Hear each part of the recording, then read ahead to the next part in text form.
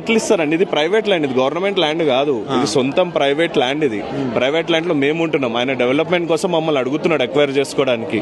ఎలా ఇస్తారు ప్రైవేట్? ఇప్పుడు మా ఇల్లు సొంత ఇల్లు వదిలేసుకొని ఒక ఇల్లు వదులుకొని మేము వేరే ఎక్కడో ఉంటామంటే ఎలా ఒప్పుకుంటామండి?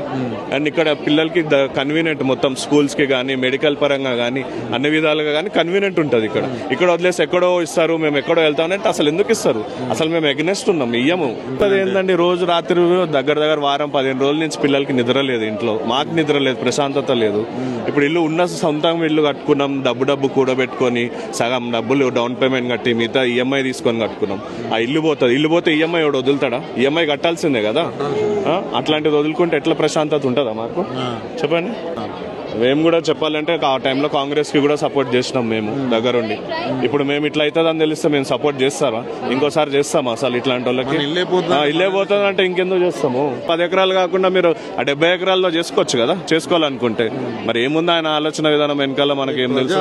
ఏందో అసలు ప్రజాపాలన ఇంకేమన్నా. నెక్స్ట్ టైం అయితే కష్టం కాంగ్రెస్ రావడం, ఇట్లుంటే ఛాన్సే లేదు. ఇట్లా ప్రజల మీద ఇబ్బంది చేసుకుంటూ పోతే ఎట్లా వస్తుందండి కాంగ్రెస్? ఏం లక్షల కోట్లు అంతా లోన్లలో. ఇప్పుడు 5,000 కోట్లు కూడా లోన్ తెచ్చే కదా కడుతుంది. అదే మన ఇదేస్తున్నా. ఆ 1,00,000 కోట్లు అంగన్వాడీ ఉన్నాయి, గురుకుళ్ళు ఉన్నాయి, స్కూళ్ళు ఉన్నారు, ఎడ్యుకేషన్ పరంగా జాబులు లేవు. ఇప్పుడు ప్రజెంట్ జాబులు ఇప్పియండి, జాబులు లేవు, జాబులు ఇప్పియండి. మళ్ళీ రైతు బంధు వస్తలేదు. రైతుల కాడ కూడా మీరు లాక్కుంటున్నారు. ఏం ఉపయోగం? అన్నం పెట్టేవాడి దగ్గర నుంచి లాక్కుంటున్నారు, మళ్ళా ఉన్నోళ్ళ దగ్గర నుంచి లాక్కుంటున్నారు. అందరి దగ్గర లాక్కుంటే ఇంకేం ఉపయోగము? ఏం పాలనేది?